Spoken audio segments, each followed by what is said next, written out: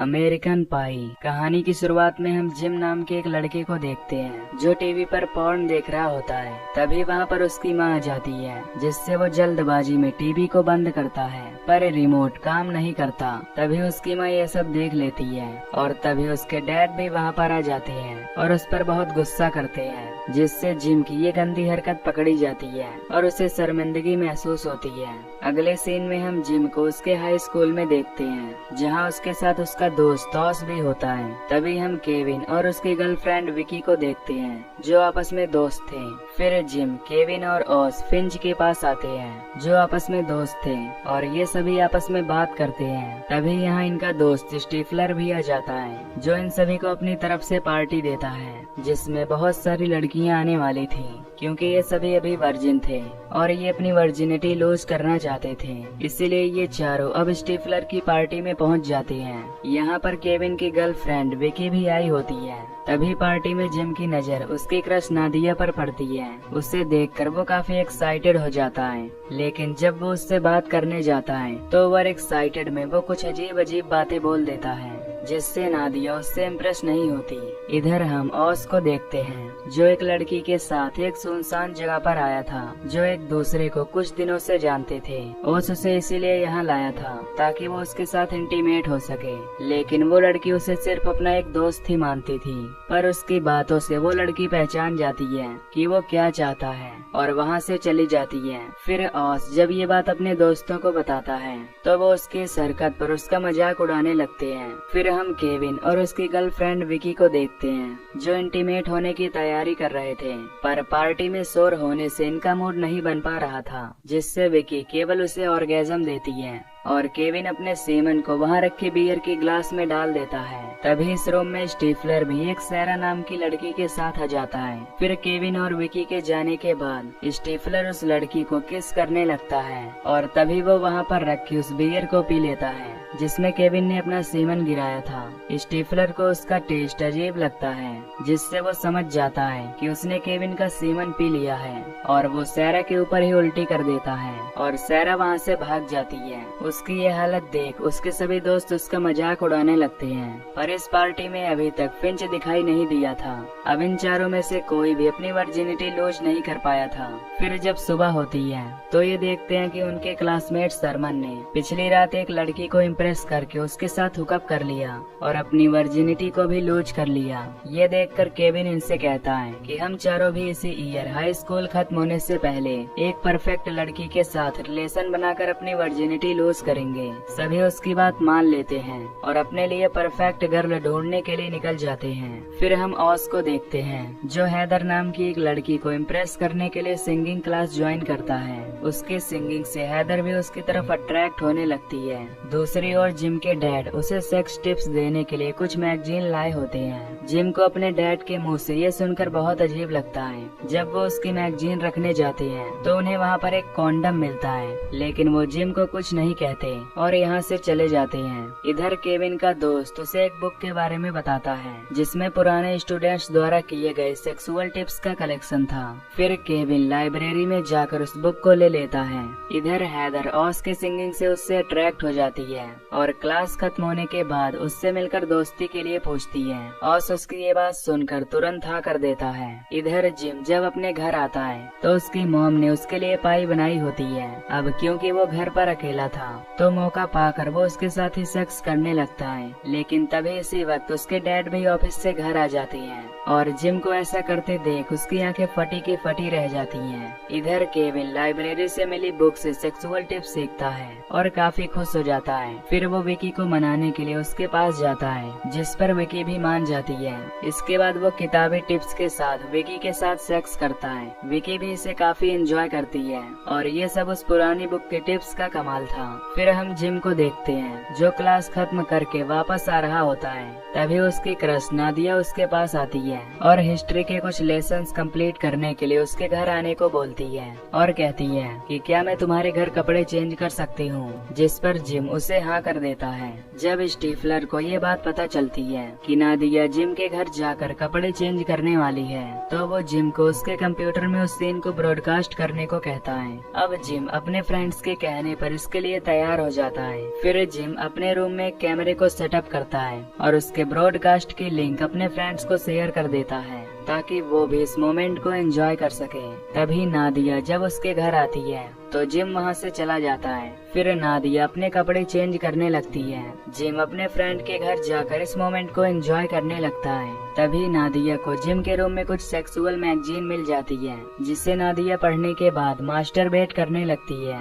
ये देखकर जिम और उसके बाकी फ्रेंड्स शॉक हो जाते हैं। फिर केविन जिम से नादिया को सेड्यूस करने के लिए कहता है क्योंकि उसके लिए ये बहुत ही अच्छा मौका था। अब जिम ये करने के लिए तैयार हो जाता है। वो भागते हुए फिर से वापस अपने घर आ जाता है और रूम के अंदर आ जाता है। लेकिन तभी जिम को रियलाइज होता है कि गलती से उसने उस ब्रॉडकास्ट की लिंक स्कूल डायरेक्टरी वाली फोल्डर में शेयर कर दी थी, जिससे पूरा स्कूल भी उस ब्रॉडकास्ट को देख रहा था। तभी यहाँ जिम उस वेब कैम पर अपना शर्ट फेंक देता है, पर शर्ट नीचे गिर जाती है। वो इस पर ध्यान नहीं देता और नादिया की बॉडी को टच करके उसे सेड्यूस करने लगता है। लेकिन जिम अभी वर्जिन था, इसीलिए उसे प्रीमेच्योर एजुकेशन आने लगते हैं, जिससे वो नादिया के साथ कुछ भी नहीं कर पाता। वो फिर से एक बार ट्राई करता है पर कर नहीं पाता। अगले दिन जिम जब अपने स्कूल जाता है तो स्कूल के सभी लोग उसका मजाक उड़ाने लगते हैं। वो उनसे बचता हुआ अपने क्लासरूम में चला जाता है। तभी क्लासरूम में जिम एक मिशेल नाम की लड़की से मिलता है।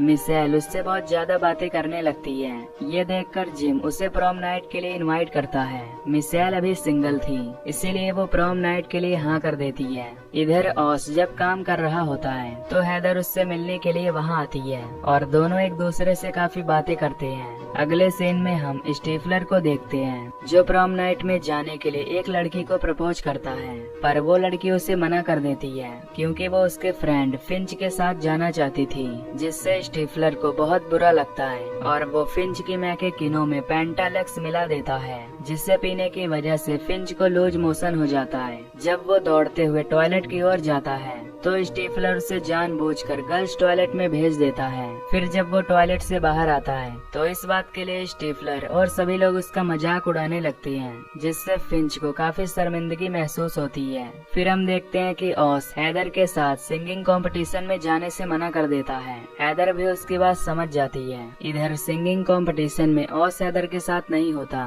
इस बात के लिए उसका एक फ्रेंड ऑस का मजाक उड़ाने लगता है। इधर ऑस भी हैदर के साथ न होकर काफी दुखी था, जिससे वो अपने गेम में अच्छे से परफॉर्म नहीं कर पा रहा था, जिससे वो अपने गेम को बीच में ही छोड़कर वहाँ से चला जाता है और हैदर को खोजते हुए उसके पास आ जाता है। हैदर उसे देखकर काफी खुश हो जाती है, जिसके बाद ये दोनों एक दूसरे को किस करने लगते हैं और इसके बाद ये दोनों सिंगिंग कंपटीशन में बहुत अच्छा परफॉर्म करते हैं। इसके बाद हम देखते हैं कि विकी केविन से प्रॉम नाइट जाने के लिए प्रपोज करती है और केविन उसे हाँ कर देता है। अब प्रॉम नाइट में जाने के लिए सभी लोग तैयार होने लगते हैं क्योंकि ये नाइट इन सभी के लिए काफी स्पेशल थी। वहीं दूसरी तरफ फिंच बिल्कुल उदास बैठा होता है। इधर जिम के डैड उसे प्रॉम नाइट जाने से पहले बहुत सारे एडवाइस देते हैं, जिस पर जिम कहता है कि वो इस बार कोई गलती नहीं करेगा। अब प्रॉम नाइट की पार्टी शुरू हो जाती है और सभी लोग वहाँ पहुँच जाते हैं। यहाँ पर सभी लोग अपने अपने डेट के साथ कुछ देर डांस करते हैं, जिसके बाद केविन और उसके बाकी दोस्त एक जगह इकट्ठा होते हैं। केविन उनसे कहता है कि ये रात हमारे लिए काफी स्पेशल होने वाली है। जिम और रॉस समझ जाते हैं कि वो किस बारे में बात कर रहा है और वो दोनों वहाँ से चले जाते हैं। तभी यहाँ पर जेसिका आती है और फिंच को अपना डेट बनने के लिए कहती है। फिंच भी उसके साथ चला जाता है क्योंकि ये दोनों ही यहाँ पर अकेले आए थे। इसके बाद केविन गेट पर अकेला ही उदास होकर बैठ जाता है। तभी हम उस लड़की को देखते हैं जो स्टीफलर की पार्टी में रात को सरमन के साथ थी।